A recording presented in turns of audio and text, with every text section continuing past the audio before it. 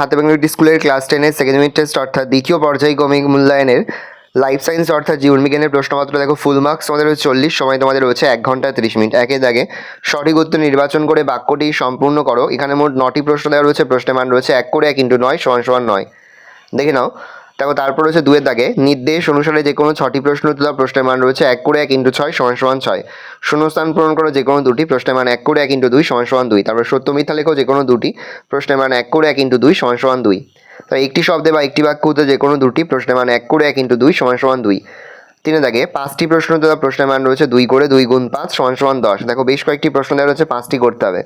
4-এর দাগে নির্দেশ অনুসারে যে কোনো 3টি প্রশ্ন উত্তর দাও। প্রশ্নের মান রয়েছে 5 করে 5 × 3 = 15। দেখে নাও। চিত্রসহ সপুষ্পক উদ্ভিদের নিষেক প্রক্রিয়াটি নিম্নলিখিত বিষয়ের সাপেক্ষে ব্যাখ্যা করো, অথবা চেকার বোর্ডের সাহায্যে মানুষের লিঙ্গ নির্ধারণ পদ্ধতি বর্ণনা করো।